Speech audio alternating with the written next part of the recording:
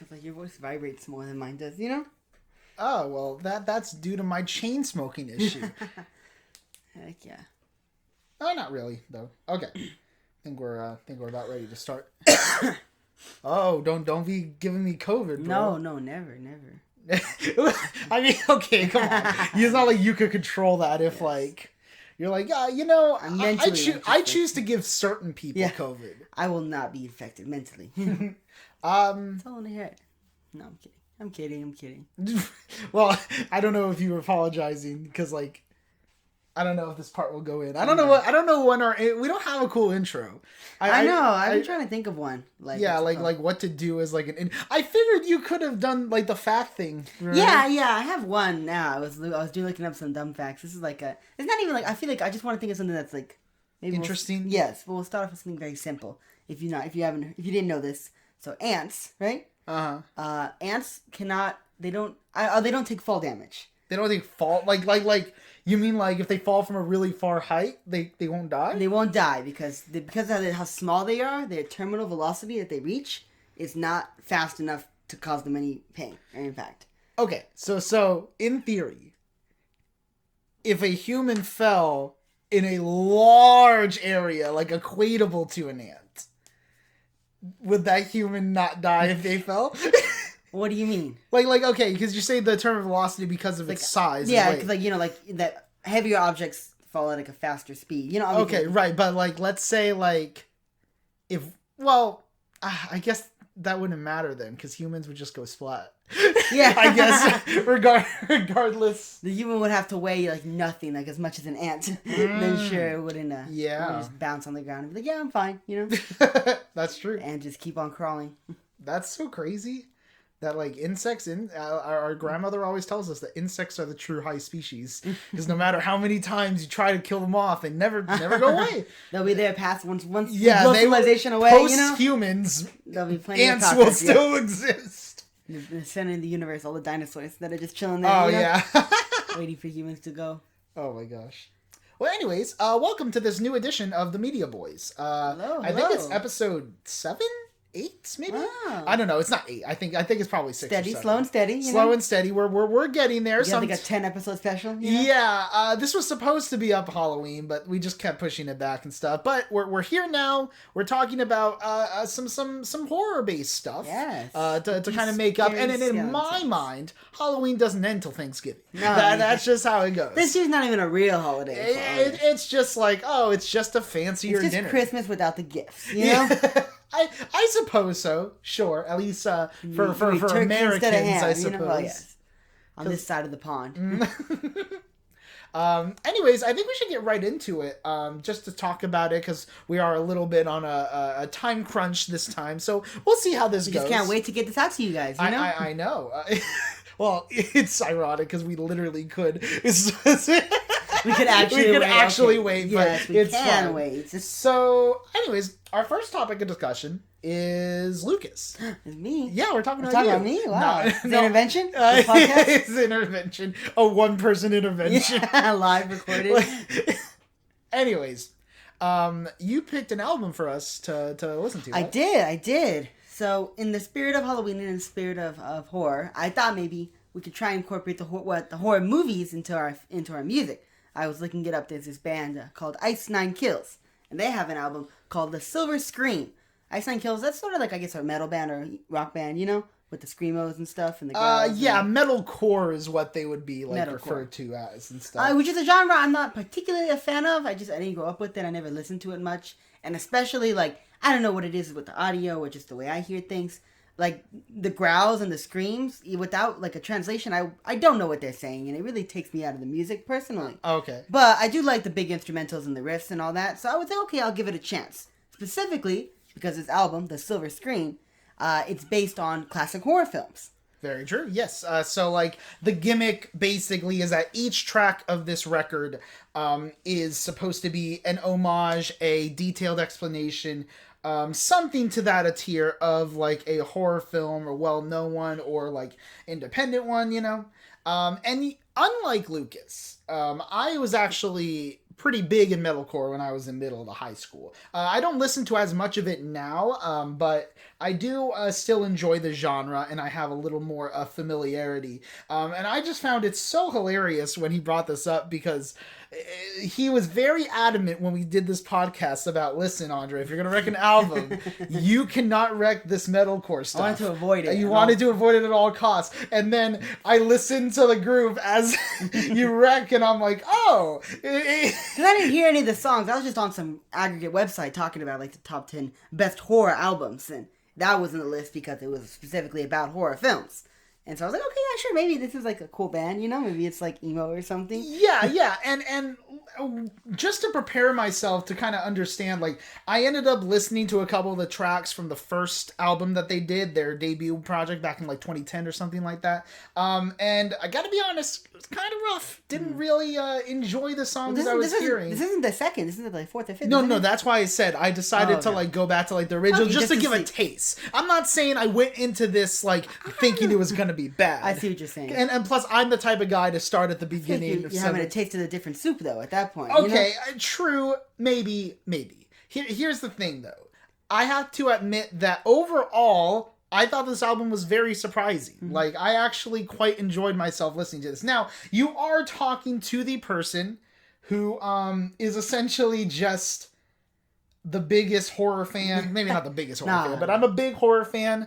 I also do like metalcore. It's a cool genre. It's a cool mixing of the genres. It is a cool mixing, and it is also the type of album that is very gimmicky, but it also comes with a self-awareness to it that I did appreciate. I mean, you start off with the first track, The American Nightmare, which, guess what it is? It's about Freddy Krueger, yes. And he's just, killing all these teens and stuff like that. Yeah, like, and I mean, it has a really, like, interesting, like, perspective from the killer's perspective. It is very, grim. It does have some fun, like, lines that are kind of leading into it. Like, I particularly like the line where I think it's in like I'm trying to look for like the verses. It's in the second verse where it says, I won't be forsaken, craving my revenge for the shallow grave. But there it's like Craven, as in like Wes Craven. And he did. Yeah, there's all these little nods and everything in the music, and in the lyrics, of course, especially.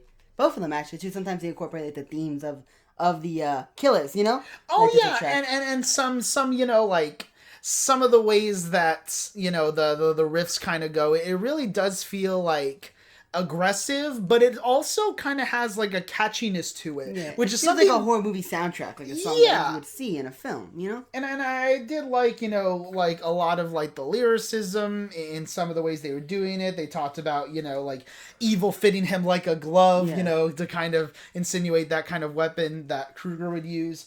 There are. As we get into like the later album, like I guess we'll go to the second track. Thank God It's Friday. Yeah.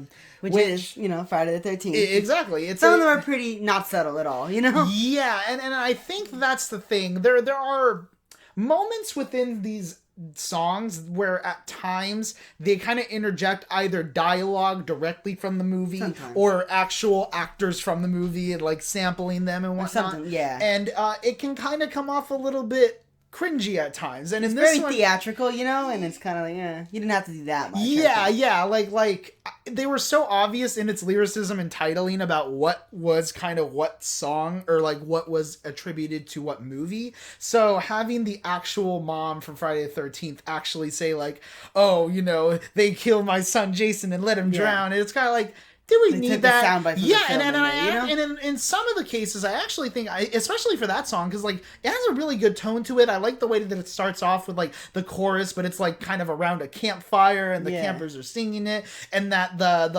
all the lyricism is kind of tied into like making the mistakes of letting like that kid die and the consequences of Jason coming back. Yeah, him coming back and charging things.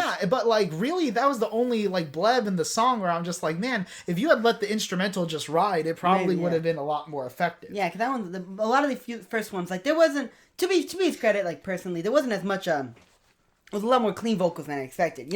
Yeah, like there are definitely growls and like unclean vocals both in the higher register and kind of those lower. And a lot of the choruses are mostly clean vocals, except for like one of the ending songs. That was like super hard. I actually would argue, I think every chorus that I think about is probably, I can't think of a chorus off of this that didn't have clean lyrics.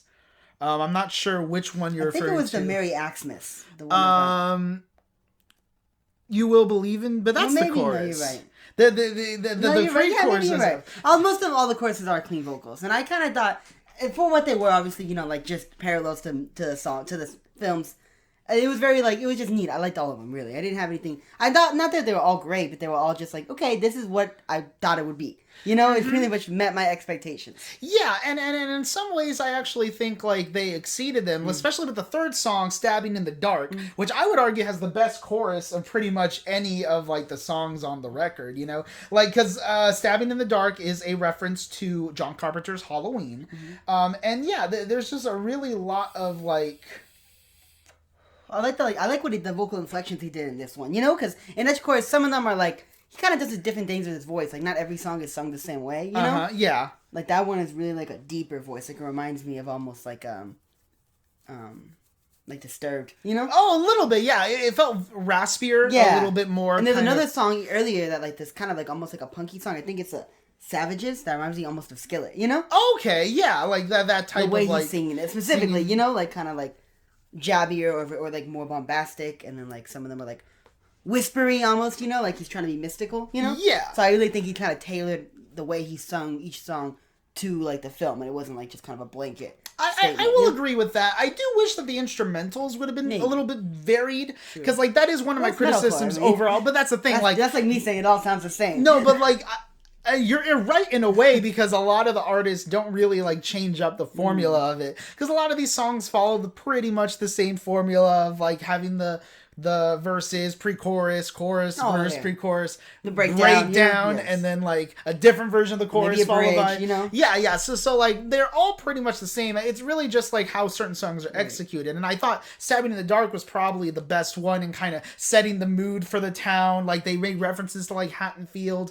and the little line of certainty of safety feels like stabbing in the dark works both physically being stabbed while also mentally not knowing when you will be. So I thought that your safety. I thought that it was really strong and whatnot. Now you mentioned Savages, and that's kind of the first track on the record that I was a little bit mixed on. It's supposed to be kind of a Texas Chainsaw Massacre kind of reference, but a lot of their references they do. It's kind of basic. It was very straightforward, but not in a detailed way, where it almost felt it was like a slasher chainsaw movie. Yeah, they're slashers, and I don't think they really went as deep as they could have. They could have made it more chaotic. They could have been a little bit more. They should have add some sounds of chainsaws revving. I do think that would have been. That would have been a nice little touch. And that's another thing with the music too, is that all the music does kind of sound the same. And I do kind of wish that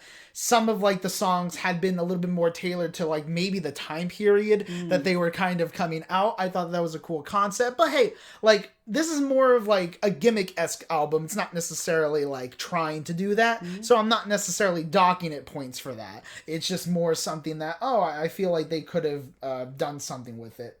But yeah, I mean, the Savages one, it was okay. It definitely had some more interesting that was mostly beats. Clean vocals, if anything, Yeah, and the vocals weren't bad at any point, but for as short as the song is, it does kind of feel repetitive, It doesn't really feel like they do a lot with it. Sure.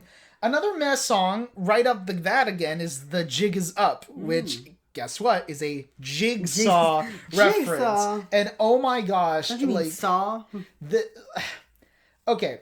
It's not necessarily the worst listen. I think the biggest issue I have is they really do surface level in terms of the Saw and the survival instincts and stuff, but they don't really go into the mental stuff about why Jigsaw is doing that. And the Jigsaw samples that they use, this is the cringiest the album gets, because it's they do a vocal thing on his, and they write lyrics, but it basically sounds like it. Now I don't know if some of them are sound bites from the actual movie or whatnot, because I haven't seen all of them. I've only seen the first maybe four.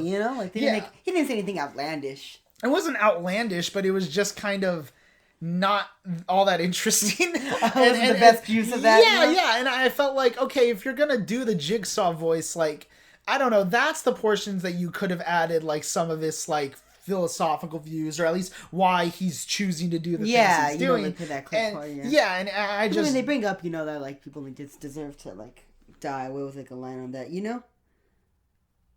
I don't know. I remember there was something specifically that kind of did address that. Maybe not. Maybe I'm just tripping. I mean, they did do the pre-chorus with it was, but that was like the soundbite that they used. You know, when talking about like, but that was more. It made it more sound like a little selfish instead of selfless, like the idea that he viewed it. You know, like sure. And well, granted, it is kind of inherently selfish because once you learn about what the instigating instances around it, like obviously, it's just a lie he told himself. But, yeah, you know, there's some truth to it, of course. You know, like he does feel like these people can be redeemed, but they need to do arguably worse things than they did to get themselves in that situation. You know, in order to redeem themselves. Yeah. So it's a little twisted in its word sense. But that's more about the soft philosophy. And I agree, that wasn't really explained as well in this song. But again, I like this chorus, though. Because this one was more, like, bombastic, you know? Because it's like, I like where he's like, you saw through the selfish, but saw no soul. They saw through skin, they saw through bone. Out on a limb to save my city. So I thought, like, I just kind of like the song and like the repetition, you know? Yeah, like they use saw in different ways, especially because like the song. Was and really that's probably the strongest like lyrical point of the song. Yeah. So yeah, it was kind of weird because the album started off really good with the first three, and then we get to track number 6, "A Grave Mistake," which is probably the better one of the better ones of like the kind of more decent tracks.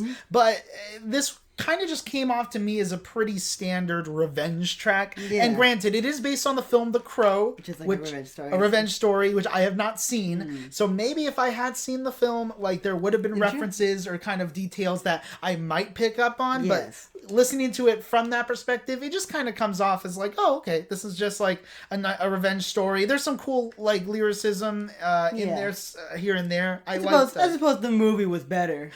Maybe I don't know. I haven't seen the movie, so I can't even like discuss that. But I do think we get a little iffy there, you know. It could be a situation where perhaps the film itself was particularly bland. Like, they mentioned the crow with the weathered wings and tattered bones, so obviously that imagery is displayed, and I'm sure that's what. And then that's a good little like imagery that they use for that, you know. But I don't really think that overall the song's doing anything that I haven't heard, because I've heard a lot of metalcore stuff, and a lot of metalcore, if they're doing revenge type stuff, is like that, right? Like that so that's why. I mean, we'll get to another song later on that I feel is probably the worst on the album. But let's talk about one of my favorite ones, "Rocking the Boat," which is track number 7. This one I like a lot. Now, granted, I love the movie Jaws, and so a lot of the references they were making here, and kind of affected not me emotionally, you know. You're like tearing up a little bit. No, but like I was impressed that like they were kind of taking the angle of kind of like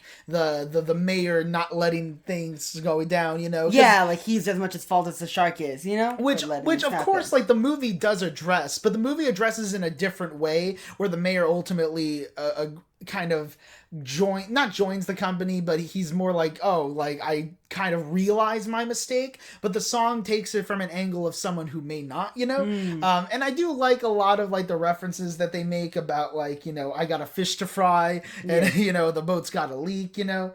There's a lot of like references to like the ocean, you know, hitting the bottom line if you're in shallow water, and so there's a lot of cool like references to the movie. I do especially love the ending portion, you know, when you kind of get like the strings that are coming in. That they do like a breakdown. That's a little breakdown, and it's not like an aggressive breakdown. It kind of builds itself up. It like the Jaws theme, I think. Oh yeah, you know, and I definitely appreciate it. And see, that's kind of what I was talking about, where like I wish they incorporated with a time period. Right. Like I feel like that is kind of harkening back to like the styles of the movie, you know. Sure. In how it ramps up its tension. The thing, especially the music composition wise, there's things they could have done a little bit better. That might not have been as metalcore as they could have been, but would have been a little more tailored to the theme of the song, you know? Yeah. And the movie they're doing. So I think maybe I guess it was a choice of like the theme of the album versus like the theme of your band, you know? Maybe they didn't want to settle, or they couldn't find a way to compromise. Yeah, and listen, like I'm not expecting every song to be like that song, but like that one particularly like gave to me, like I would honestly put that in my top 3 of the album. Yeah. Okay. "Stabbing in the Dark" is also another one. We'll get to my third later on, but Yeah, so the next track, Enjoy Your Sleigh, which is a reference to The Shining. Okay. This one had a lot of growls and screams. Oh yeah, there are definitely a lot more like kind of aggressive vocals in this one. I thought overall it was a pretty solid song. Like it's one on the lower register of the ones I like, but I still think it's enjoyable. It has like a good chaotic energy in its lyricism, explaining the backgrounds of the characters and kind of how it all comes to a head. There are a handful of lines that I think are a little bit like like when he's doing like, if you need help finding peace of mind, don't hesitate to axe. Yeah. I was a little like but like the chorus follows that up with they can see the vacancy. So say goodbye to sanity. No, that's a good line. Yeah, like so like the chorus is good aside from like that one line. I do kind of like the way that it like builds itself up, you know, like and I feel like the references, like the kind of like vocal snippets they would use or the descriptions, you know, like I didn't find it as cringy done in this song. Like, it's still not done like amazingly. Because they did a little soundbite when he's like, I'm not gonna hurt you, I'm just gonna bash your fucking brains in, but like he was screaming it, you know? Yeah, like that one, like, okay, really you're taking the line directly. But yeah, and they even did that in like the Rockin' the Boat one at the end where he's like, smile, you son of a bitch. Like, they did that too, you know? And so there's definitely like, you know, some thought and ideas that like went into like, okay, where are we gonna arrange this? And sometimes it's a little like, oh, you're just kind of taking the same dialogue, but they're doing a different thing with it, and it is tongue-in-cheek in some ways. So we get to track number 9. Well, before this, you want to talk? Yes, because specifically with this song, just a neat tidbit, because I'm looking on Genius right now. So they actually used, they featured vocals from Sam Kubrick, who is the grandson of the Shining producer and director Stanley Kubrick. And because he's also a guitarist in a band that's now defunct called Shields, a metalcore band. Oh! So in the chorus here, in the right after the breakdown, when they do the come drain or shine, I'll hit your whole bloodline. Shall we tell old Jack what he's won? That part is Sam Kubrick singing some of those lines. Like he's doing the falsetto with the like how later there's a female feature that falsettos with the main singer as well. Yes. So I believe he does the same thing in this. Yeah, song. That's interesting because like I saw that Sam Kubrick was a featured artist. And is this the first song that's had a featured artist? In this album, I believe so. Yeah, all of them weren't. Let me go check on Spotify. Yeah, because like I feel like I should have been bringing up the artists that are also in the songs. I mean, if anything, they didn't necessarily. In The Jig Is Up, there was a featured artist, Randy Stromer. Okay. Strohmeyer. And then there was a Rockin' the Boat one too, Jeremy Schwartz. Yes. Okay, so we missed a couple, so apologies to those people who we missed. Yeah, I know, especially with me, like with the metalcore, it's difficult. If it's different voices, especially the two men. Like, there's a female features, obviously, you know? Yeah. But the two men, it's hard for me to tell. Like, I didn't even notice, particularly in my first listen, that there was a feature in that song, you know? Oh, okay. Like, but like, in the other ones either, I didn't necessarily hear it just because I'm not looking for it, and to me, it wasn't obvious. Mm-hmm. But that's just because the metalcore and the growls and the screams, I'm not particularly attentful to that kind of music. Right, okay. Anyways, the next one you said, right? Yeah, so the next one, track number 9, I believe, which is Freak Flag, which is what I think the weakest track on the album. Now, again, it's based on a film, The Devil's Rejects, that I have not seen, so maybe there are references within it compared to that, but the entire song to me just came off as like the most basic bitch. Oh, we're different and we're going against the grains of society. That's every. You gotta have your anthem. Listen, and I understand the idea of wanting to have that particular anthem, but that said, the entire song just felt uber generic and like overdone. Like there's so many songs within this genre that are basically just going against the man, or you know, oh, we're freaks. We're you can't different. Tell me what to do. You know. And listen, like there are certain songs and contexts that can work, right? That can be enjoyable. But when you have backtrackings and instrumentals that are pretty much basically all the other instrumentals, like the vocals are still good, but they're not doing anything that much different that not only this album has, but I haven't just heard from other groups. Yeah, it's not very unique. Obviously, it's unique because it's about this. But as far as even maybe in relations to the movie, there is some, but maybe it's just like it's very generic, sort of like we're gonna, like you said, we're going against the grain, Yeah, and for all I know, the movie is just exactly the same like Right. that, but I don't know. I don't know what it's about, so I can only judge the song. And honestly, the song was just kind of boring to me. Right. Didn't really care for it that much. Then we go to track number 10. The World in My Hands. This one's one of my favorites, personally. You like this one Yes. a lot? Yeah, I did kind of like it too. I think that it's one that I wasn't so sure on because it's based on Edward Scissorhands. Yeah. But it takes... It's not your typical horror movie when I think about it. Yeah, and that's why. At first when I listened to the song the first few times, I was kind of like, yeah, this doesn't feel like it's matching like what I feel the tone of that movie was. But as I listen to the lyrics more, it's kind of taking a more somber look. And obviously the character Edward Scissorhands is already somber. Yeah, There's already a sadness of I'm the emo, bad dude. Yeah, he's very emo, but the song actually is more detailed than just emo, There's a lot of introspection about how he views the world. There is one line. Yeah. You know the line? He's like, nice guys finish last. And that's a fact that she has shown me. And I'm like, oh God, why'd you have to say that? That make him look so lame. It's like I have never had a song just halt. It's A momentum. It's like I don't want to play that song on the radio because what if somebody hears that? Yeah, if one of my friends heard that I listened to a song with that literally, I had to skip that little 10-second section. The record scratched. I'm sorry. Radio busted. Yeah, I mean, honestly, now that I think about it, I'm taking the Jigsaw title and I'm giving that the cringiest portion of the album. I could not believe that they said that. And listen, I get it. It's a situation where Edward Scissorhands as a character feels as though the person that he loves isn't gonna be with him. Yeah, even though he is the nice guy. And the person they're with is cool, but they're better than them, Mm-hmm. But you didn't have to say it literally verbatim like that, But I did listen to that too because he's like what are you talking about? The other one, what's that? The lyric? Yeah, it's he made the cut, but she still deserves a better man. I'm going West, the Liars and Letterman, Right. And so it's he's saying that it's the whole nice guys finish last thing. Okay, she's still good, but I can be better than her, And it's I get that that's kind of what the thing was in the film, but he sort of tinks it around towards the end, when he talks about the snow, because I guess I read that's from the movie, he's cutting snow and it falls on the town, Yeah. And one of the lines is because when it snows, it's to hell with letting go, because when it snows, it falls to you from me. So it's I still hold a candle for you, and I don't have to be with you to appreciate you and love you, Yeah. And that's sort of that ending of it. And I thought that ended on a good note, Yeah, I definitely like this track. I think it is one that I think over time will grow on me. This is probably 4 or 5 in terms of my favorite tracks, but I still enjoy it. But then we get to track 11, Merry Axmas. Is this your favorite track? This is my favorite track. This one's hard. This one's really... It's very aggressive. It's very quick. It's 3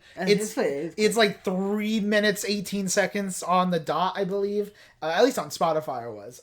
And it's just filled with nothing but a murderous Santa having had a troubled past, and he's just chalking people up. Yes. The Christmas lines that they do with the double it's a Christmas song. It's fucking amazing. I love the pre-chorus portions where I'm trying here. Let me look at the lyrics because there's just so much fun in this song. And one thing I do like about this song too is compared to the other songs that do kind of have a more serious tone, this one, even though it is just about hacking people, it's probably the most fun. I feel like. Well, I feel of all those films, this is the schlockiest, the most B movie. Yeah, and so I think that fits the tone with it perfectly. In the pre-chorus I was talking about, where he's that scene so vicious taught me the meaning of Christmas, referring to his parents' murders by a evil Santa or a man dressed in a Santa costume.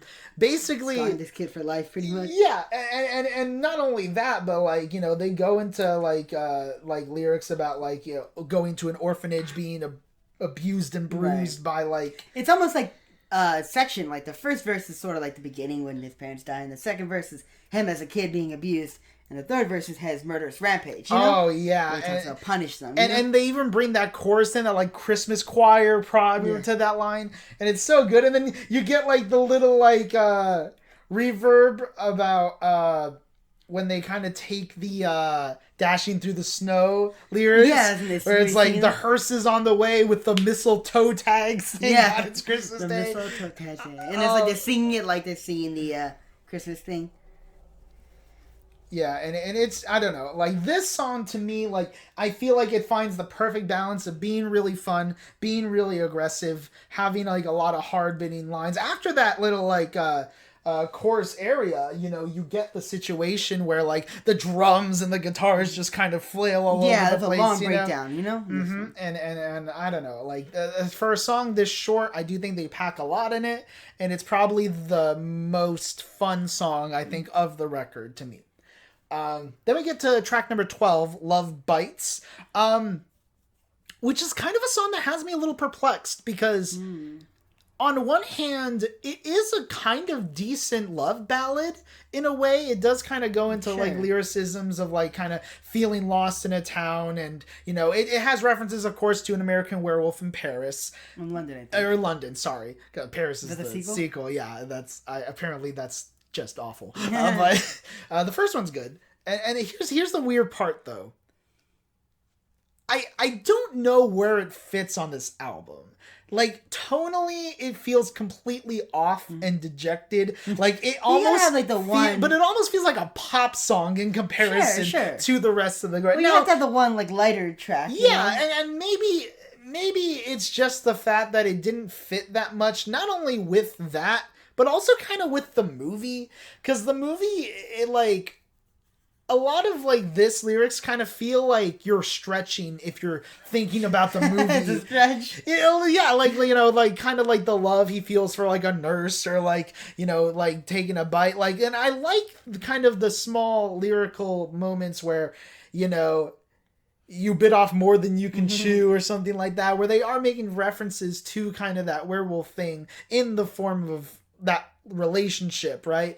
But... It kind of feels weirdly dejected, not only from the movie, but also the tone of the album. Oh, yeah, I do think it's songs, a decent song. Like, I would listen to it again, but it just feels weird compared to, like... That's probably why it comes towards the end, you know? Yeah, like, it is kind of like the cool down track before the finale track, which is track 13. It is the end. Capital I and capital T. Because it's based on It. And Stephen King's It. It's basically Pennywise. He eats Georgie. Spoilers if you've never seen it. That's the whole plot. That's the crutch. The kickoff, I guess. And I actually like the song. I think that it ends the album on a pretty nice note. There's some references to the people that are floating down with Pennywise. Yeah. They introduced a lot of clown noises. They like do have like a clown horn, you know? Oh, it's so good. And it's got a very like clowny voice. You know, when he's singing this one, I feel like obviously it's a serious song. Like it's not taken like jokingly, but like the way he's singing it, like he is like a clown, you know? Like he's trying to kind of be like Neri, I think, you know? Mm-hmm. Yeah, no. I definitely think that like there is more of a character to this track than like to other ones, you know? Yes. And it's so weird that like Georgie is credited. I don't know if like they got to... Yeah, dude, who did they get to play Georgie, or did they use lines from the other thing? I don't think so. But yeah, you know, I do kind of like the imagery that they use about, you know, the big creepy smile. And I think the breakdown, or not the chorus or this one too, it's not necessarily like bombastic so much as it is like kind of pulsating in a way. Like there's constant drums going on, you know, and the lyrics are more like sharp. They're not like as clean as the other ones, but they're not quite like growling, right? Right. And I think that that's a cool balance that they had for the chorus like of this song. Compared to everything. Yeah. Yeah. And listen, like, I think that ends pretty solidly, like, the kind of, like, breakdown with the terrestrial things, you know, with the singing of This Is the End, you know, like, it was very passionate, and I definitely think that it kind of tied up the record in a nice bloody Christmas bow, if you will. To what was actually kind of a surprise for me, you know, like the record is a mixed bag. There are definitely a handful of tracks that I don't really care that much for, or think are just kind of either too repetitive for their own good or too generic for their own good. But all in all, I thought that it was solid. I'd probably give it like a light 7 out of 10.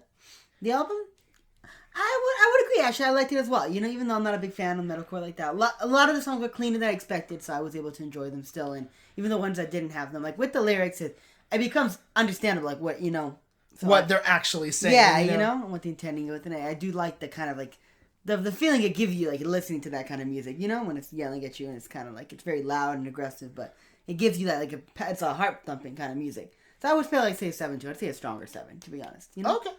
Compared to the other things I listen to, Oh yeah, well maybe especially from like this genre too, because you probably don't get out of there. So what I'm hearing is that I can wreck more metalcore What you're hearing is that this band made another album called The Silver Screen 2.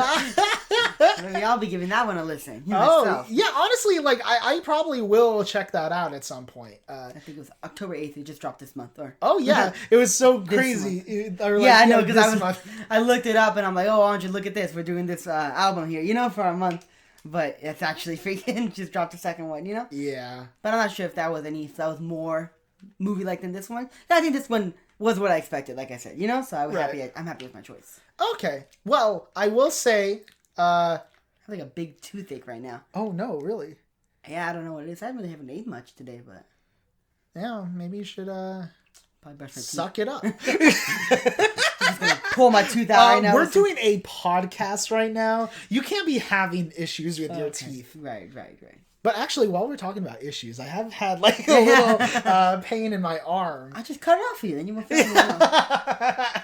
It's fine, Andre. Without an arm, you won't have pain in your arm. It's that simple. Modern problems require modern solutions. Right. Very, very true.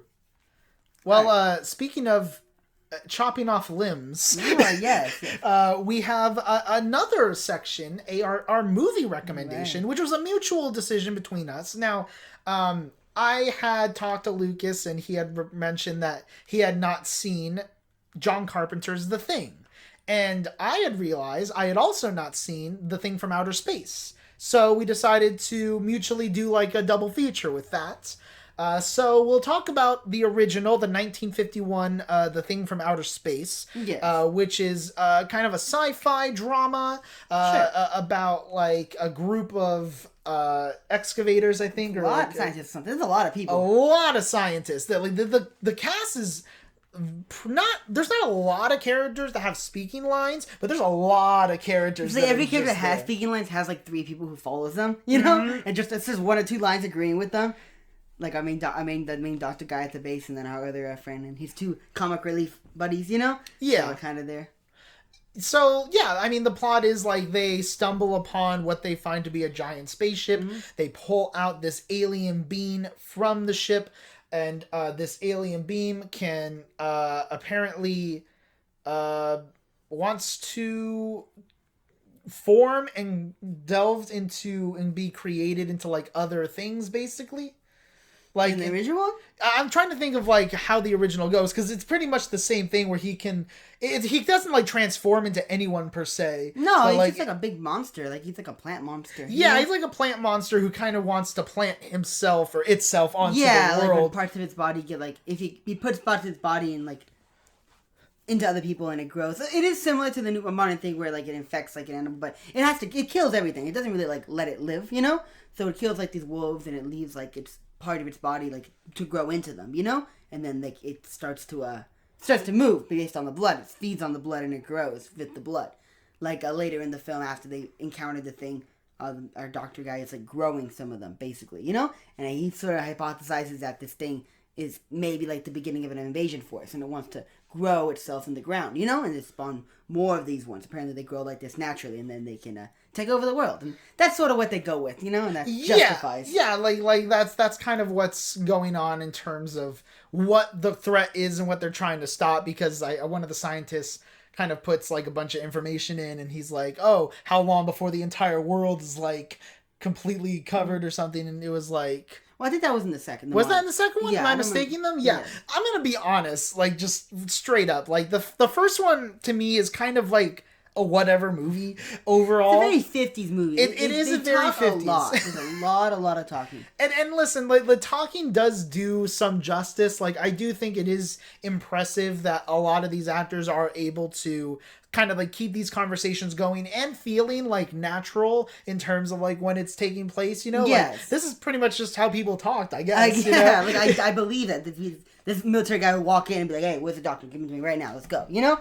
like it's no formalities, and it's all huff and puff and walking over back straight and everything. Like it's very played up, but I think it's to them it just comes off so natural because when we see people nowadays doing that, playing it up, it's to look like these people, you know? Yeah. Who are just doing it. I would agree with that too. And I do think that there are a lot of potential things that the movie, could have done a little bit better. I do think it does have good production value. I do like a lot of the sets and a lot of the environments. And there even is like a really great like scene where they have to actually like set fire to the beast and like it's not just like you see these actors like near the fire and like the beast is like doing that blowing it up with electricity, you know, and they're just 2 feet away watching it, you know.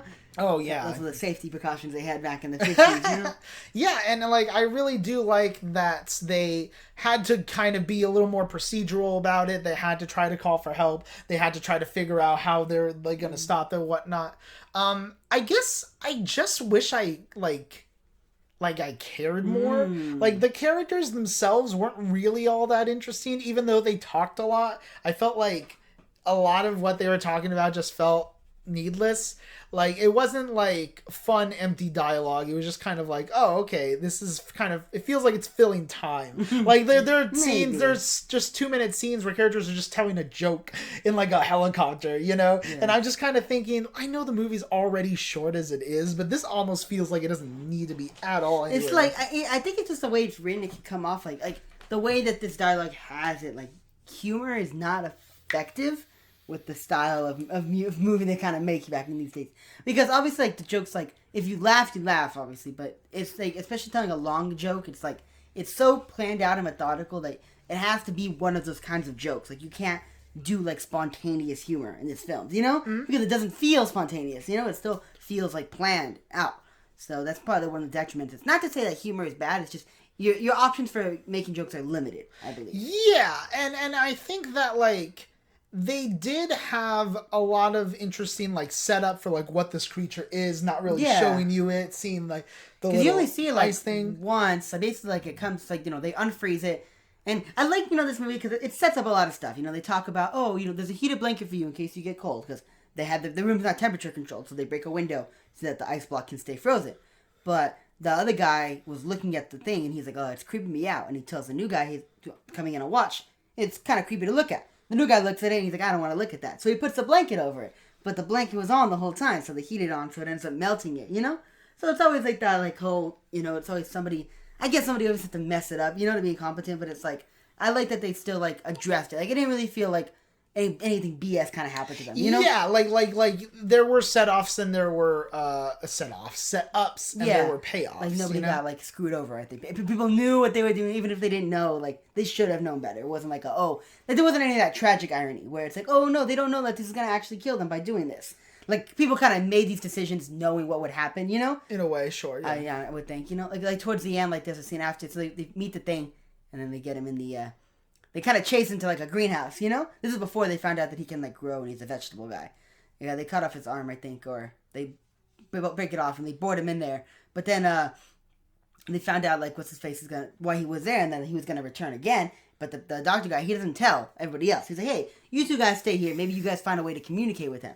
And they end up dying, of course, you know? So it's sort of like he sends people to his death and the main doctor, then he becomes really antagonistic. He's like, no, that wasn't me. We have to study this creature. We don't know. You know, they want to kind of paint science as a villain here, which, you know? Yeah, that is kind of interesting. Now, granted, to be fair, I don't think any scientist understanding the situation would actually be like he was. That was another issue I think I had with how the story worked, is that while the conflict felt understandable, I just don't think they gave enough good reasons for us to really care, like, or really think that someone would think this, you know, or like act in the way that they do. Like, it's understandable that the scientists would understand or try to want to like study it. Sure. But I don't necessarily think the movie does a good enough job of getting us to buy that he would have sacrificed his own crewmates or really had delved this deep into trying because like right to at save the end, him. he turns the power off from when they're about to fry him,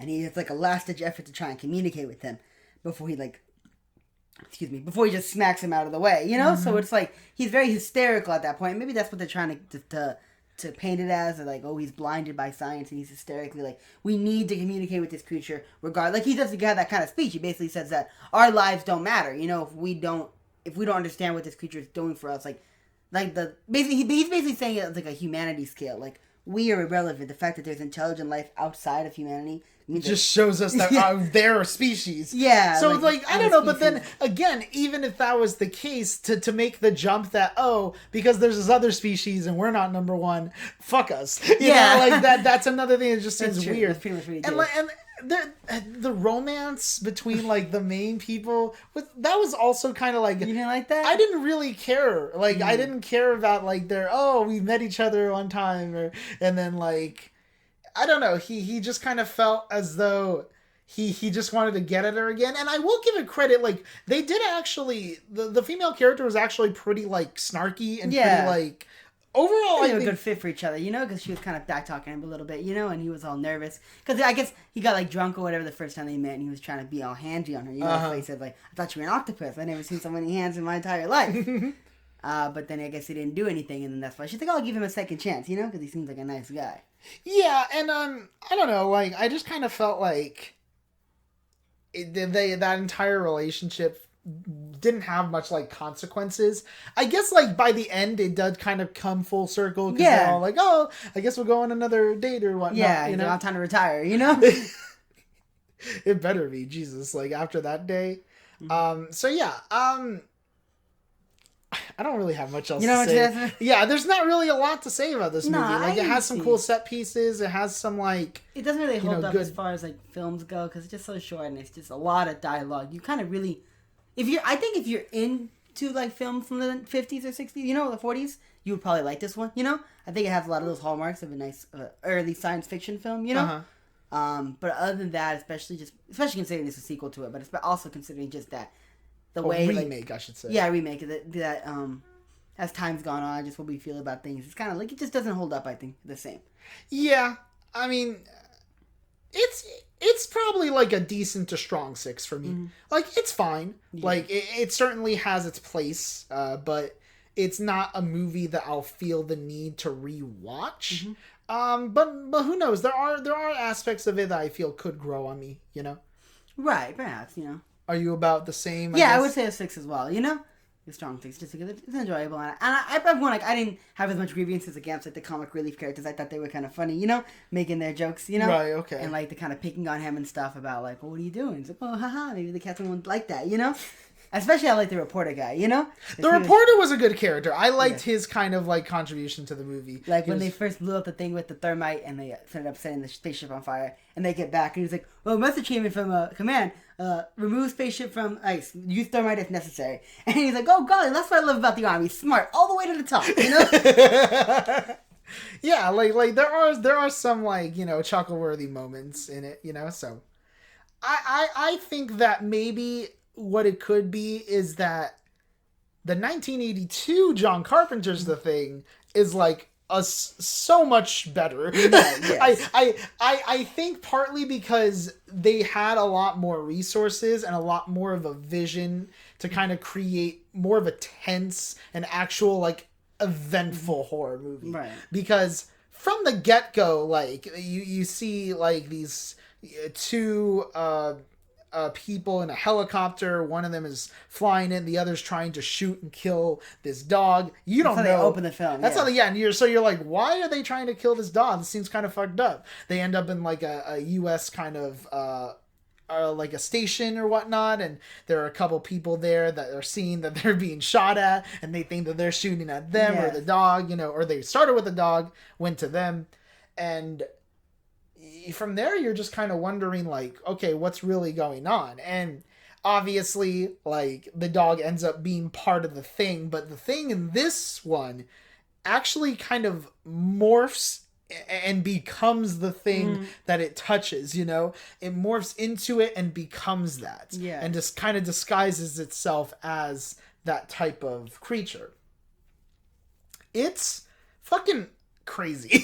Like, this movie is one of the best horror movies I think that I've seen, just because it manages to build up its tension and its intrigue through the situations and the potential bad of what's going on, you know? I think that when someone gets infected, you don't really know who is really affected at one time, you know? Who is really the thing. It kind of makes you, like, guess a little bit, because it doesn't show you outright any of them, or at least people who don't die immediately, you know? Right, yeah. It doesn't show them outright being infected or getting assimilated, is the term that they use in the film. So it is kind of like a guessing game, and they definitely deal with that, you know, because, like, they'll talk about, like, oh, we got to make sure to get to make sure that the helicopter, we got to make sure that the radio is operating, you know, and then, they talk about, like, oh, we can do a blood test in the next scene. Oh, the blood's been destroyed by somebody. Wait, who could have done that? We all heard this, so somebody must have heard that and did that separately. Yeah, and I would argue that this has one of the most realistic, like... Huh? What's going on? I just got a little dark in here. Oh, okay. I think better in the light. No, what I was going to say is, like, this has some of the most realistic, like, situations that happen in terms of somebody's, like, in terms of the reactions that people give. Like, yeah. I feel like a lot of the choices and a lot of the ways they're trying to problem solve this is pretty much what you would be thinking of when this happens, you know? Yeah, in a situation like that, you know, everyone's pretty level-headed, at least the people making the decisions are. You know? Yeah, you know, and there are times where the people who are making decisions are questioned, and, you know, maybe they're questioned by somebody else, or maybe, like, they might be being thrown off. Maybe they are who, like, everyone thinks they are in terms of the alien goes. And man, these creature designs are fucking bonkers. Like, every it's so gross. Like, the way that, like, there's a scene with, like, a dog where the dog, like, breaks open his skin, and he's just like this skeleton covered with the organs and shit, and he's absorbing all the other dogs. It's like tentacles, he's grabbing them, you know? I'm like...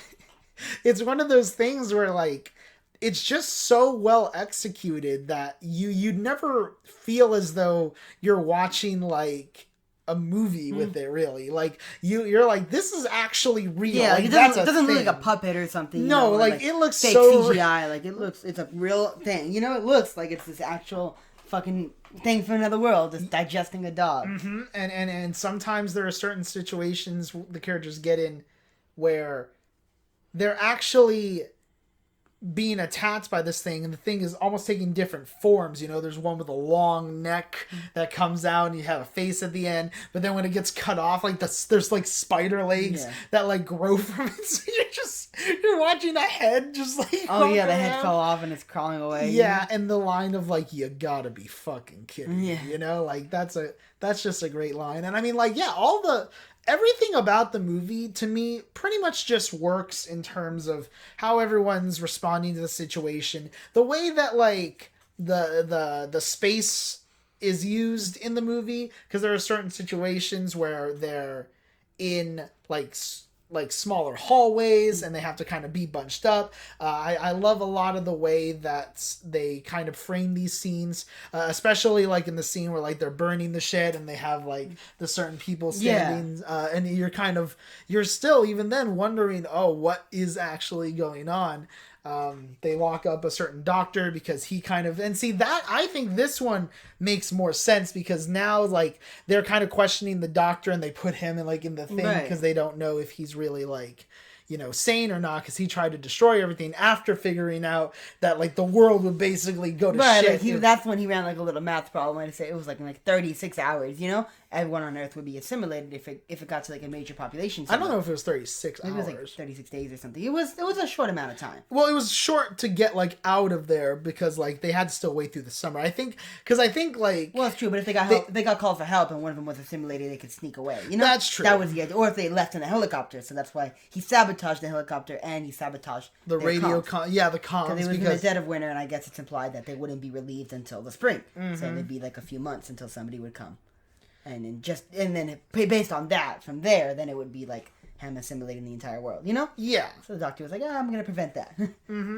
Yeah, and I really like a lot of the way that the effects are used. I really like the music a lot. I do think it adds a great tension to a lot of the scenes that they're in. Yes. And all the acting is really great too, especially when you get into situations where people are having to defend themselves or having to like have more like physical acting than you'd imagine. Like they put that set in like 20 degrees, you know, just so you could see like the breath of the people, and you literally feel like you're in like a real chilly whenever they're outside with the wind blowing and everything, and it's just constantly pitch black with just a few lights, you know, and you're like, damn, these guys are freezing, you know? Yeah, not only that, but they're actually in the middle of nowhere. Right. And I love the way that it foreshadows like the dog's involvement in this, because the comment you were making throughout the screening when we watched it was like, wow, they're really shooting this dog as if he's like some sort of monster, you know? Right, because I was like, why are they shooting this dog so much?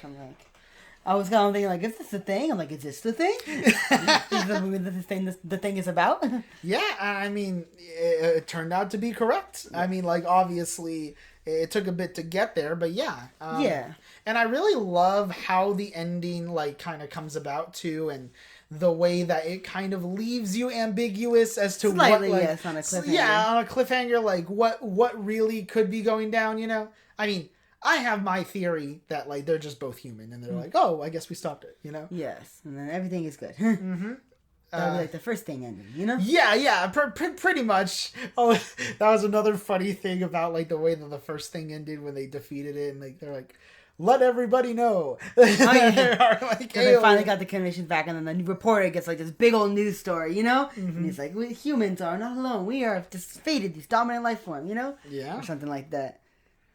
It was like a little War of the Worlds. That was like Independence Day kind of vibe. Oh, you know? Yeah, where they're just like celebrating pretty much. Yeah. But yeah, no, I love the thing. I think one of the scenes too, like I didn't want to harken towards in the middle of the film, because basically our main guy that we follow the whole time, you know, I forgot his name already.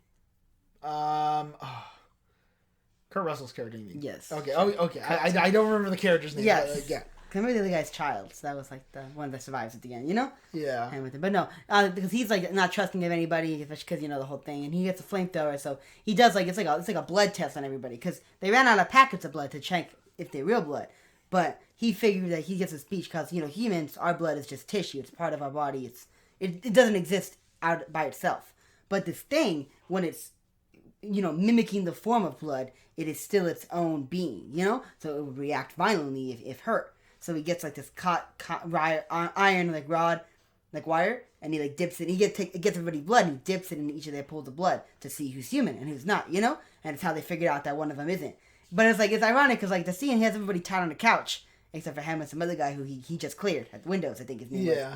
And then he puts it on the one guy, and the blood leaps out, and they're like, "Oh shit!" And they look over, and he starts morphing. But he's tied on the couch with two other people who he just proved were human. And they're like, "Oh, can we all get me the fuck off this couch? What's going on?" And then he kills one of the other ones before they end up burning him. So it's like that was a good plan, but it didn't seem to work out. You know? Yeah. He ended up with two people dead. You know? And and you know what? Like, I think that those are cool because like they're more like natural mistakes where like it's like consequences of an action as opposed to because that doesn't feel like oh, like we have to right away to kill these characters off. It's kind of like, oh, you know, like they just didn't account for the fact that maybe one of them would actually be this thing, you know? Because I think everyone was just kind of like, oh, this test is bullshit, you know?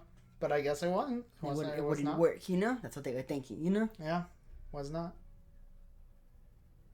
Anyways, yeah, I mean, in terms of like the other thing, I mean, I'd give it a 10 pretty much. I think it's one of the best horror movies. Really good. I'd say like a 9. I might want to rewatch it again, you know? Mm-hmm. Just to solidify that 10. But I don't think they have any problems with it either, you know? But the only problem is there's no woman. No girls in this film. Yeah, that is true. Like, this is a completely female-less, unless you count the dog. Plenty of bitches die in this movie, you know? I suppose they are. I don't know. I mean, maybe they're not. But yeah, there aren't any women in this movie. So It's gonna get canceled in like 10 years. yeah, no, I don't know about that. I mean, 12 Angry Men is still iconic, and it's Well, that's just the 12 Angry 50s. Men. Well, yeah, don't I know, guess 30 the before. time period, yeah, they could have had, but to be fair, any woman character would not have wanted to be in Antarctica this long, probably, you know? They don't think so? What do you mean, like an actor? Or you mean like a scientist person? Well, no, I think, like, well, maybe if you're a scientist, I guess, if you're doing research out there, Yeah. then yeah, like, maybe you... I'm sure no one wants to be in that situation. No, with an the thing. actress, obviously, Yeah. like, any female actress would have liked to be in this yeah. movie, but... Like all the women are like, I don't want to go to Antarctica. Yeah. Send me to the Bahamas I don't know. instead. I don't know if they actually filmed in Antarctica, but... No, I know. What I'm saying, like the scientist people, you know? Oh, right. And they're like, send me to the one on the beach, you Send know? them, Florida? Yeah. To do my research. Yeah, sounds good. All right, but yes, so I think that's enough for the movie. I would recommend still both films, you know, but definitely the remake one more so, you know? Yeah. It's a classic, I think. The other one is just kind of, it's good for its time, but it's different. It's not a classic. Yeah, I could see that, for sure. All right, well, speaking of seeing things... I was speaking of classics. You Oh, know? okay, yeah. Speaking of classics, that our final discussion topic is a video game, a Silent Hill, the 1999 game, the original Silent Hill. PlayStation 1. Yes, obviously we played on the PlayStation 3 port. Yes. Which, gotta say, looks pretty much just like the PS1, you know? It's just in 720p instead of 480p. Yeah, you know? that's pretty much what it is. And it's crazy because, like, on YouTube, there is, like, a 4K, like, Ultra HD version of it. And it looks pretty good, actually. Have you seen the, not to sidebar, but have you seen the trailer for, because they're remastering Grand Theft Auto 3, Vice City, and San Andreas? Oh, yeah, I believe when we were over at a friend's house, they showed Yeah, did you show like the differences between, like, how they kind of, like, they still look like the 8-bit and blocky, you know, but it was a lot more detailed, and how most of it's the lighting and the colorization, but I think, so, I wish they would have done something like that with this game, or maybe they have, but I don't think so, you know? No, because the thing is that they gonna get a have remake. an HD collection of Silent Hill 2 and 3 for the PS4. But the problem is that the first game's not ported to the PS4. Yes. And I had to purchase it through the PlayStation 3 PlayStation Store, which I believe that they, like, stopped updating new stuff on Probably. recently. So, like, you know, it's still there. Like, Yeah, I think it's still supported. You can still buy things, probably for a while. I don't think. yeah. They'll take it, but they won't add. They don't add anything new, and they're not going to do any more system updates or updates on any games unless those games are also on PlayStation 4. Right. Until they stop getting PlayStation 4 updates, you know, because I mean that's just, you know, with technology, some things get outdated, you know, and eventually that's just the problem with things being connected to the internet. It's like when it becomes outdated, losing that internet connection, it loses a lot of its functionality, you know, and a lot of its purpose. But of course, playing old PlayStation 1 style games will never need the internet. So.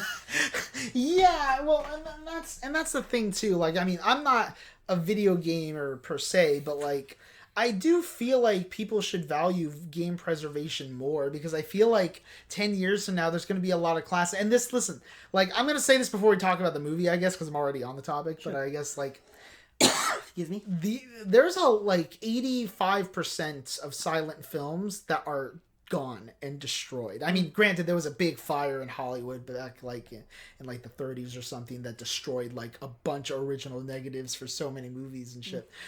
So obviously that they had a movie insurance back then. Got burned up in the fire. Yeah, I'm sure, but, like, you can't get that movie back. That's frustrating. Yeah, so that's the thing. I'm so making like triple copies of every movie. Yeah, I make. And so, like, I think that I just don't want video games to run into that risk of, like, okay, we're not gonna bother, like, supporting or, like, reporting, like, classic games, and then pretty soon we might have a lot. Like, I mean, well, at the same time, they don't, like, remaster every single old film, you know? Not even like a digital remaster, not even like a remake or anything. Oh, no, you know? no, I totally understand that. But at least there are movies like that even if they're not updated for that, they still exist. You can still watch them in its original form, right? But, like, there's no way to, like, play an SNES game unless you have that console, right? There's no way that you could play, like, a PlayStation 2 game. And, I mean, obviously you could, like, emulate it. And right, shit. that's the big thing, you know? Yeah, but the thing is that's that... not answers your question there. I mean, that's not legal, but it's not like the... Yeah, that's what I'm saying. professional way. It's not you know? professionally sanctioned. Right. So that's why it's like these companies that have these game property and rights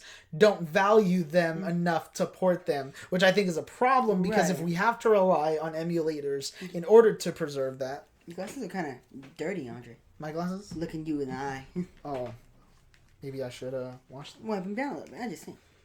Not that we're only using our voice here to record, so it's pretty. Well, pointless. I am also using my eyes to see. It's like what like Patrick was like. I can't see you. It's too dark. I mean, I can't hear you. It's too dark in here. Anyways, Silent Hill. Yes, Silent Hill. So you play a character named Harry. Harry Mason. Harry Mason. And he ends up getting trapped in Silent Hill, searching for his lost daughter. His daughter is apparently missing, and there's some strange happenings. I mean, that's it. That's all we can really talk about at least into the intro. But I mean, yeah, this is it's an interesting play because this game, in terms of its existence and control, I think it's like a little over 20 years old. Yeah. And it was a little bit strange trying to adjust to how the movements of the game worked, because you kind of have to use... You basically... It's a little clunky, I think, in the way that you move, because you have to use, like, the analog to kind of turn yourself in a way, and sometimes I found... It's like a fixed camera game, like like the original Resident Evils are, so you don't have a free camera movement. You can, like, look and basically extend your camera out to look around, but when you turn your body, your forward direction is relative to the direction your body is facing. But when you transition from one area to another, the camera angle changes. So the direction your body is facing relative to the direction you were just facing could change. So you moving forward could then mean you're now moving a different direction. So sometimes I would be moving forward into a next room with the camera behind me. The camera is then in front of me because I'm still moving forward. I then move backwards. Right. And then back through the other door that I just came through. And so I think this is just like maybe people who have played only these type of games, or this is how games, when you don't have as much of a reliance, like just all the games nowadays, like how intricate it is with camera movements and everything that you can do. Like trying to play a game like this with that same mindset leads to a situation like this. I don't imagine people who played this game had that much of a problem after the first 30 minutes, Right. Like it's something they immediately got used to, because what else was there to compare it to, It was something new. It wasn't something new that they had to unlearn a previous ability for. It was a new that they had to learn a brand new ability for. So I think that the mistakes don't happen as often, Yeah. And listen, like, I mean, that's really only one of my smaller criticisms, right? Like, I do have one bigger one, but we'll get into that. But overall, I thought this was a really fun, interesting game. It actually was. I did like it as well. I liked a lot of the design choices. There are different type of worlds that you go to, because you're essentially in this town of Silent Hill, but the town has kind of different phases, I guess it goes Yeah. through, because like you have ones where it's just empty streets and it's like covered in fog, but then all of a sudden you have another situation where the streets turn to like metal railings, it's like and metal shit grating like on that. the ground. Uh-huh. And so it's very decrepit, very rusty. I like the sound design too, because like whenever you walk on the metal, you always hear that. You're always hearing the clinking. You have a radio that will kind of go staticky if ever close to a enemy. Yeah, whether it's on the ground or in the air. Which is it's very useful, obviously, especially considering we played this game on easy, and I would say just because like they didn't, part of it also, like, again, coming from the perspective of a gamer nowadays, playing a retro game like this, is you can just kind of brute force this game. It doesn't really expect you. It's not made for like speedrunning, It doesn't have that kind of concept in mind. Like somebody who just doesn't. You could just avoid all the enemies. You set it on easy, you could just run and just do everything you want to do, and you could probably beat this game in just 2 or 3 hours, Because it's like the enemies, none of them are necessarily mandatory, And it doesn't really expect you to just not take the game seriously and just run around them, So it's like that's kind of not a fault of the game, but it's like it's interesting to notice, because it's sort of like you have to intentionally immerse yourself into this game, because especially on easier difficulties, when the enemies aren't harassing you or they aren't much of a challenge. Yeah, and the enemies themselves, like, I mean, I've really only died a couple times based on the enemies, Yeah. you know, like, especially if you have it on easy mode, it's not going to be that bad, you know? It's not going to be that, like, hard of a situation to get out of. What I do think is somewhat challenging, though, are some of, like, the puzzles and some of the ways Yes. that, like, you have to kind of go around certain areas, because the game does have a lot of backtracking. It is one of those games where you're in a level and you're in a room that you have to be in, but you find an item, you're like, oh, that Yes. item goes to this room, but then that Yes. item goes to this room, you know?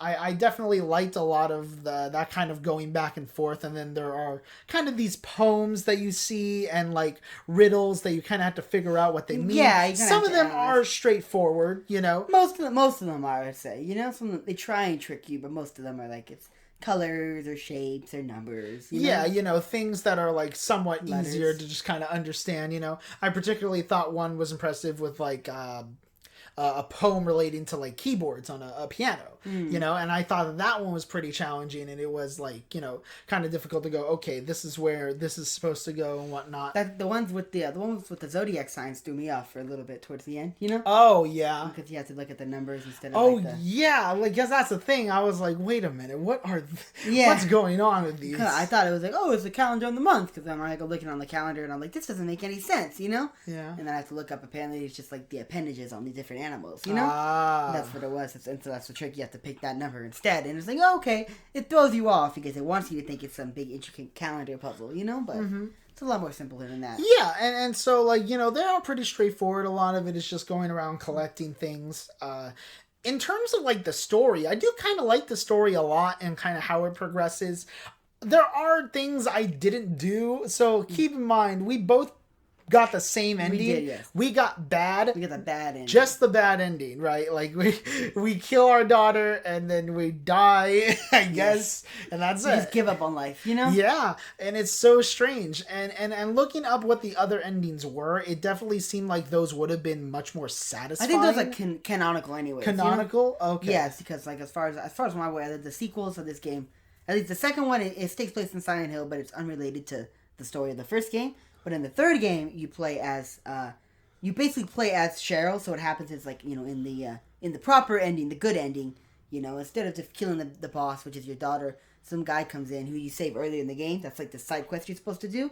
Well, you save him, you uncover some history about what he's doing here, and then you find this vial of some liquid. Yeah. And he takes it from you, and he comes in at the end, and he basically throws that liquid on your daughter, who's ascending into sort of like a god form, an angel form, and it separates the two parts of her body, like her human self and then her demon self. You know that the demon, the god, they call it a god, but really we could call it a demon. You know, Yeah. those words are interchangeable. But whatever this cult or this mean lady is trying to resurrect, you end up killing that, and then you're in the whatever's left. I suppose it's the angelic part. Manifests in like a form of a baby. They give you a new child, you know? Right. And then you name that child Heather Mason, so she's the protagonist of the third game, you know? Oh, okay.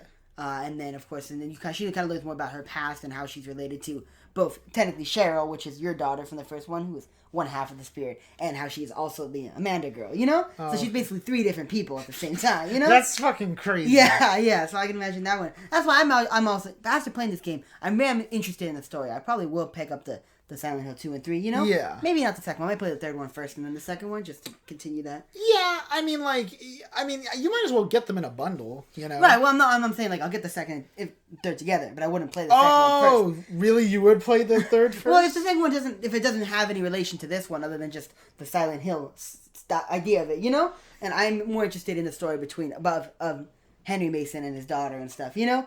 And if that's what's continuing in the third game, then to me that will be the sequel, you know? Okay, fair.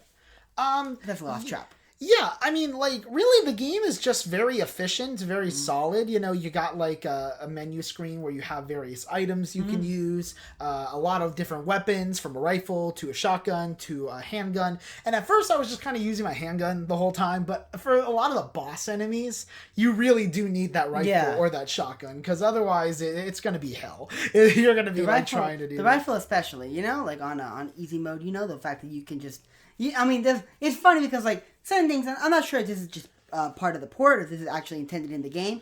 So, like, in the menu, for example, you have an option to reload your weapons when you're not using them. But while you're using a gun, you don't stop to reload the gun. Yeah, that's true. So you can continuously fire. So like they'll send you like a boss, and you have the rifle, and you sit there, and you can pop 10 shots in like 8 seconds before he doesn't move, because these games are really slow.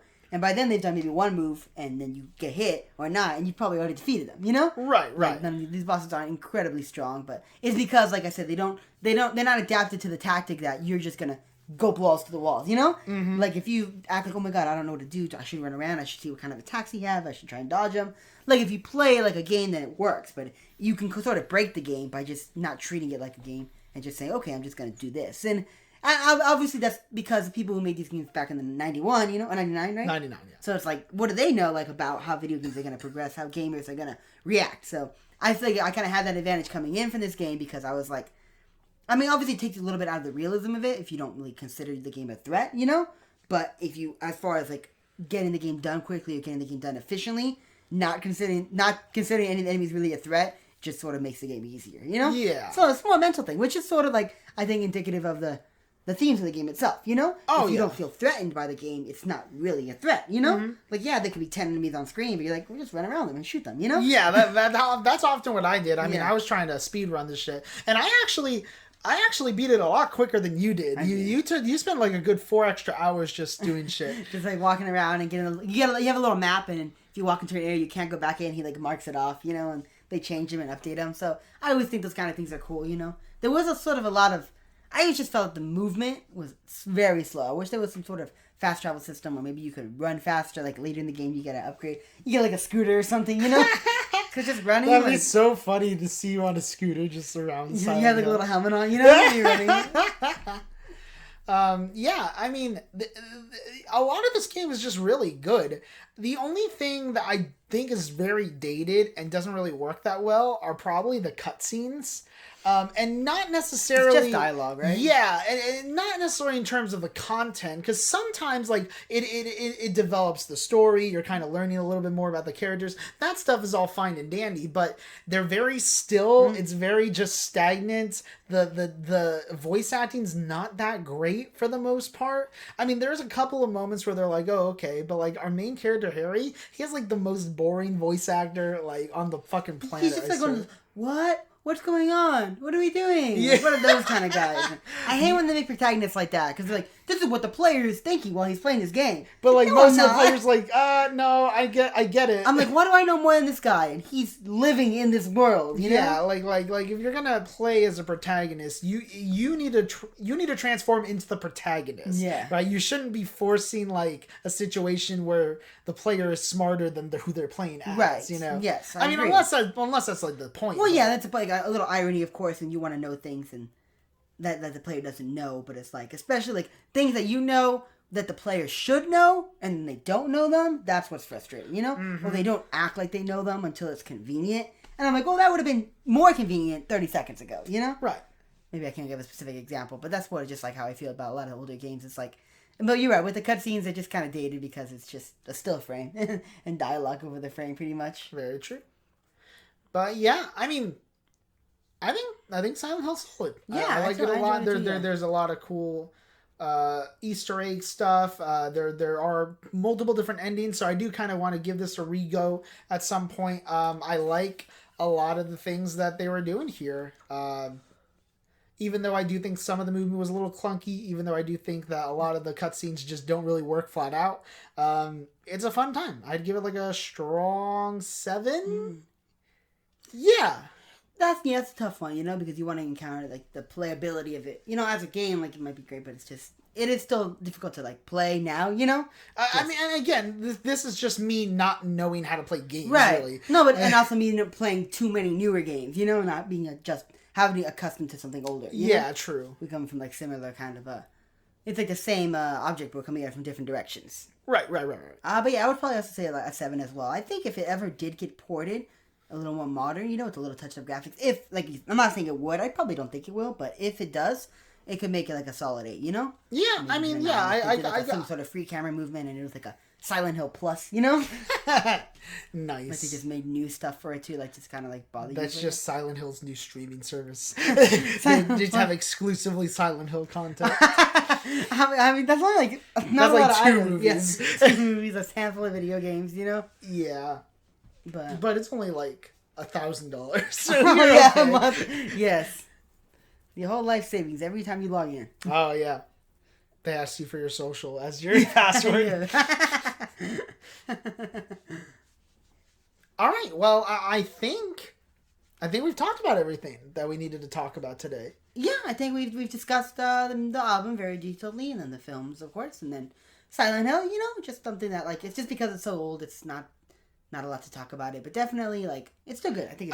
Yeah, like and the core of the game would really only take about 5 hours to beat for a competent player. Yeah, if you kind of just follow the instructions and if you went where you were supposed to go the first time and you didn't do a lot of exploring on your own, like you're not gonna miss much. Well, you will miss some of the endings. Well, if you do, you miss the endings. Or at least the one guy ending. Like you could still probably save Cheryl. Yeah, if that's just by exploring. I mean, that's what I was just getting. I was just dumb because I didn't expect I didn't do because that you had either. to pick up an empty glass and then pick up random blood. Like I found the random blood and it gave me a dialogue prompt. But I didn't think that was something I was supposed to pick up. That's why I was like, oh, okay, it's just. But blood. like honestly, like if I would have randomly, because if I would have been in the kitchen and I would have picked that bottle up beforehand, then I would have got the car, I would have used it on it. I would have been like, maybe I'm supposed to get this, and I did. I'm like, oh, cool. But then I might not have even used it in that fight because I wouldn't have been thinking about it. To be honest. Yeah, like how would I? Yeah, you were like, fuck, I gotta kill. This I'll kill this bitch. And after, like, hey, what? I never used this liquid. What the hell?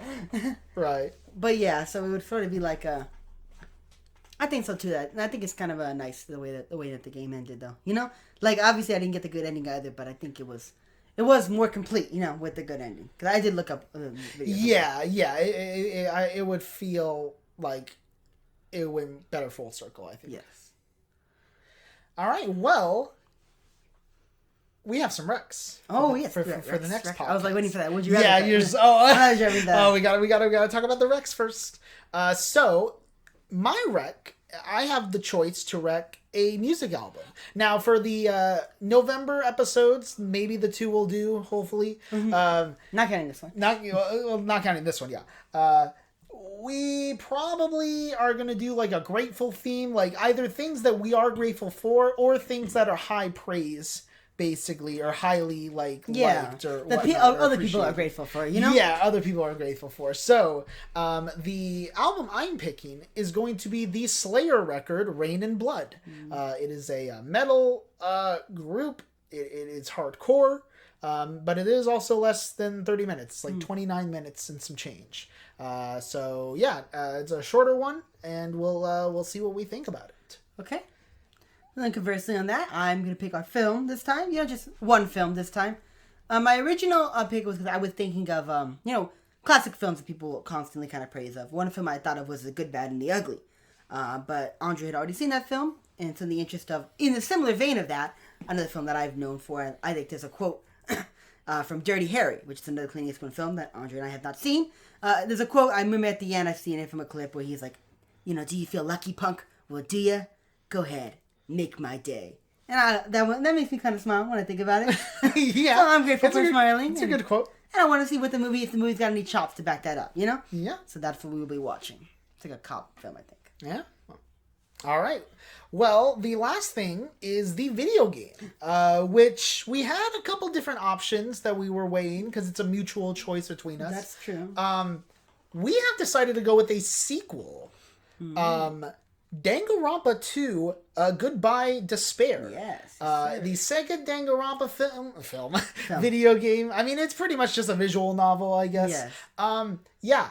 True. I am going to replay the first one, or at least play the first one. I've seen gameplay of it. Lucas is not required to do that. He'll probably just play the... Yeah, I've seen enough gameplay. About a whole day worth of Danganrampa. So. I'll just watch all the other gameplay that I didn't see from the first one. Oh, yeah, pretty much. I mean, you kind of came in when Shakiro died.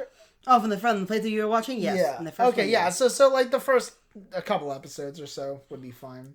But yeah, so that's what we're going to be playing. So... for all of those, yeah, Dirty Harry, Slayer's Rain and Blood, and Danganronpa 2. That's a hell of a That's what we are grateful for. Yes, the 3 things we're grateful for.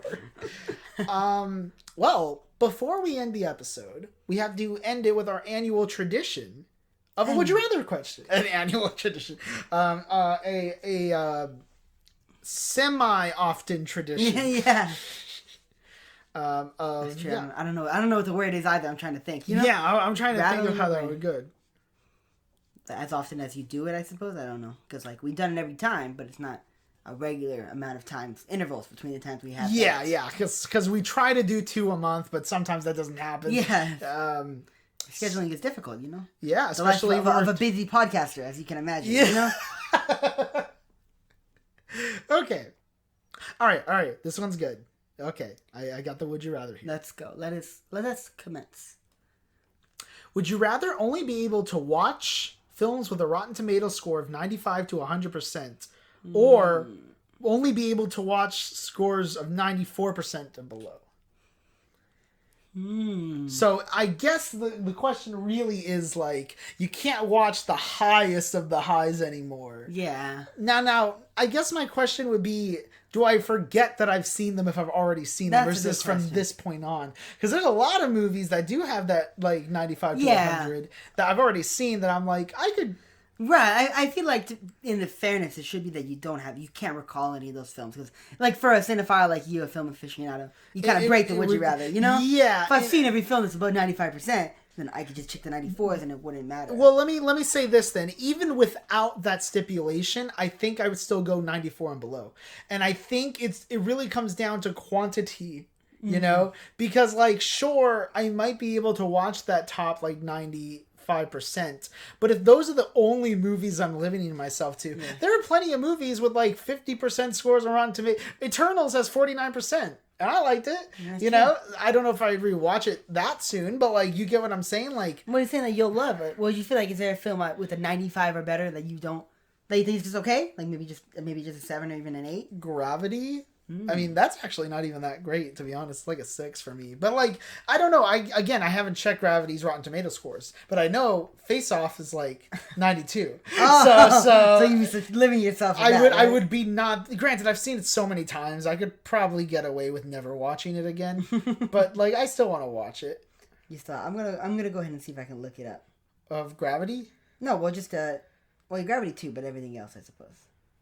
Define, like, every movie ever on Rotten Tomatoes? Well, we have a list probably of Rotten Tomatoes rankings, you know? Okay. Certified Fresh 100 and just see what it's like at the 95%, you know? Right. Like films that I'm aware of. Gravity has a 96%. Yeah, that's way too fucking high. Like, That is really actually incredibly high. yeah. Why do you think it's just okay? Because, like, the story, You won't tell me. You'll have to do a bigger view, right? Oh, what are you looking for? Well, it shows you like the average percentage, you know, like the average. You would have to go Like to... Usually, Yeah, there you're right, is. you're right. A 9.0 out of 10. A Wow. 9 out of 10 is the average rating for that. 340 fresh reviews and 16 rotten reviews. Okay, my review wouldn't be rotten. Like, I'd still give it a 6. Like, So you it's... still contributed to the fresh. Yeah, like, it's technically masterful, It's but got an 80% audience score, average score of 4 out of 5. I mean, yeah, I get it. Like, it's just, I don't know, it's just space movie. Space stuff happens. Space stuff. Space is like the best thing ever, dude. Space is cool, sure. So let's see. I wonder if there's a way, like, if they have. You could just Google it, right? Right. Well, I thought maybe they'd have an option I could search on their actual website. You know, Oh. that is kind of what I think you give them too much faith. I suppose I did. Oh, what? Rotten Tomatoes disappoints? That's kind of crazy. But yeah, I mean, there's not a lot of Rotten Tomatoes stuff for like 100% though. Okay. There isn't nothing with 100% on Rotten Tomatoes. Not at the moment anymore, No. I guess. Yes. So movies with 40, they have a top 100. Movies with 40 or more critic reviews can be certified fresh, you know? So, a lot of the 30s films. Black Panther, I recognize it. Oh. It Happened One Night, Modern Times, The Wizard of Oz, 1939, Citizen Kane, The Parasite. Oh, no, just Parasite, sorry, not The Parasite. Oh, Parasite, yeah. Sorry. Avengers Endgame. But Avengers Endgame is 94%. And... Oh, One, that two, wouldn't three. qualify, So actually. there's technically only 6 films. Well, no. That's weird. Why is it 90? Look at this list. It's got 98, 94, and then 99 from Casablanca. Maybe they weigh it more because there's more votes. Perhaps there's more reviews, yes. There's more reviews or something. Okay, well then I'll have to take a look, see, Lynn. Okay. Go look at 95. So we have Casablanca, Knives Out, So Us is only 93%. You can still watch that one. Us? Us. I didn't realize it was that fucking high. I guess some people loved it. Toy Story's 97 for missing out. Okay. Lady Bird.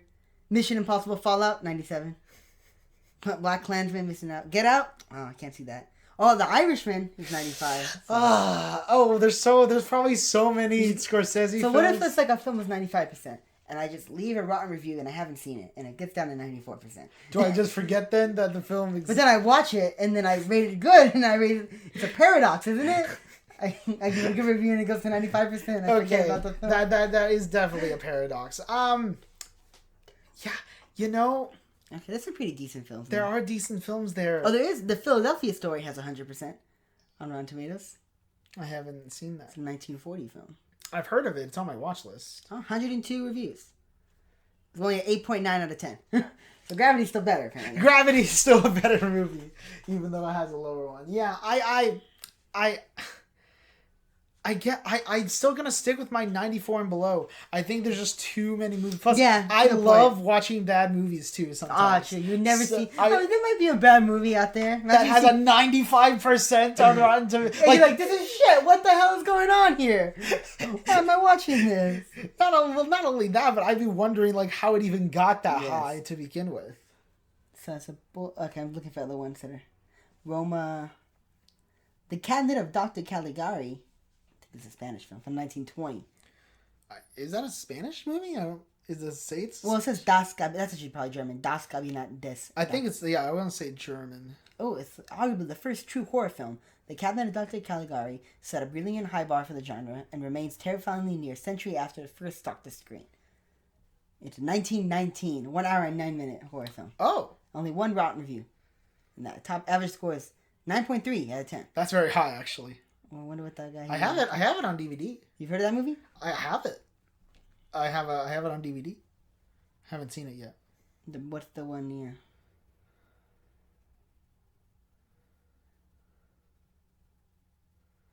I wanted to find this guy's review that didn't like the film. Is that it?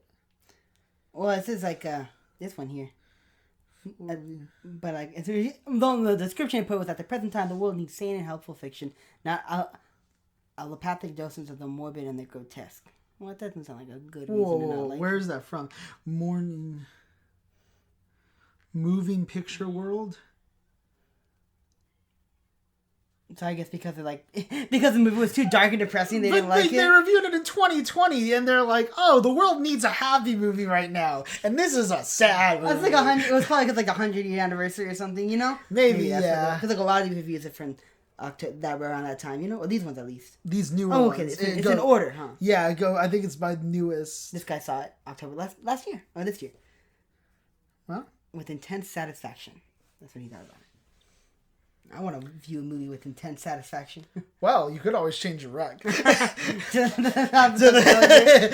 a lot of time. I did spend a lot of time talking about this film, but it's just so interesting to me that he's 1919, an hour and 10-minute film from the 1920s, and everyone's like, "Oh my god, it's literally perfect." I'm like, okay, well, what if it's not?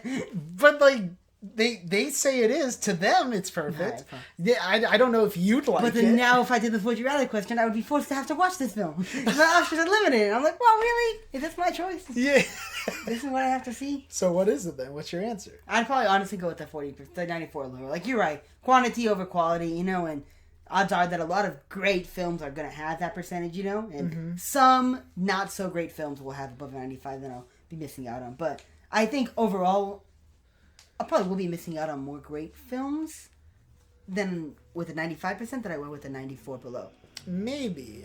But that's also just a crapshoot in terms of predicting that. It is really a crapshoot, so. Okay, but good question. All right, well, thought-provoking. Speaking of good and thought-provoking, we will be fading into nothingness now. Yeah. Oh no!